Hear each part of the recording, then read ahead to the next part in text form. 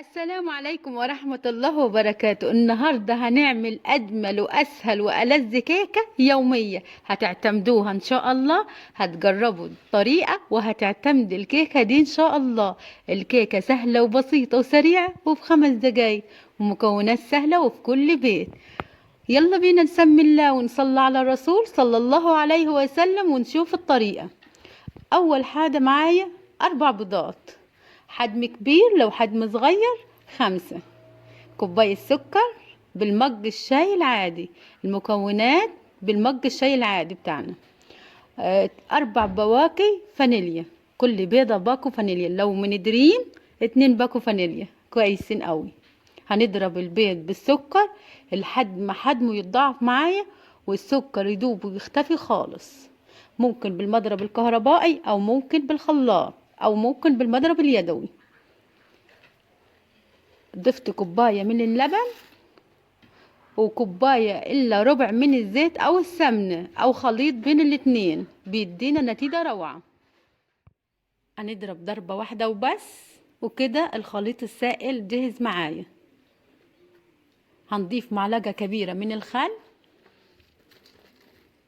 وربع معلقة صغيرة ملح. معايا كوبايتين من الدقيق، وهنضيف ليهم معلقتين من النشا، معلقتين من النشا وباكو كيك شيف، يبقى باكو بيكنج باودر كيك شيف، بيدينا نتيجة كويسة قوي. بس كده هنقلب المواد الجافة مع بعضيها وهنضيفها للمواد السائلة، والكيكة بتاعتنا خلاص خلصت. مفيش ابسط ولا اسرع من كده. هنقلب بالمضرب كده من فوق لتحت كده لحد ما كده الدقيق يختفي معايا. هنقلب كويس خالص.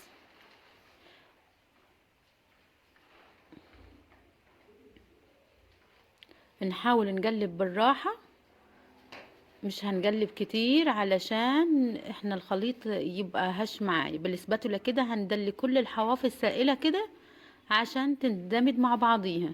وبس كده. معايا صينية دي حجمها كبير، مقاس 28. هننزل كل الخليط فيها وانا مشغلة الفرن على درجة حرارة متوسطة. هتاخد معايا 40 دقيقة. ما تكونش الفرن عالية معايا ولا هادية خالص، درجة الحرارة متوسطة. خبطتين كده حلوين لحد ما هنطلع كل فقاعات الهواء اللي فيها. هندخلها الفرن، وبصوا بعد مرور 40 دقيقة طلعت بالجمال ده.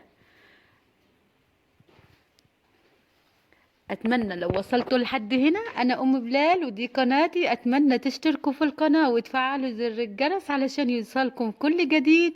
والكيكة هشة وجميلة وطعمها ولا ريحتها بصراحة هي سخنة سخنة مولعة نار لسه طالعة من الفرن وقطعتها. وبصوا جمالها وهي طالعة من الفرن. انا كنت هعمل لها الصوص الابيض بس العيال كربوا عليها، وبرضه زي العسل حدا كده تخطف العقل. اتمنى لو جربتوها سيبوا لي كومنت حلو تحت الفيديو. ما تنسونيش في اللايكات، اللايكات هي اللي بترفع الفيديو. والسلام عليكم ورحمة الله وبركاته.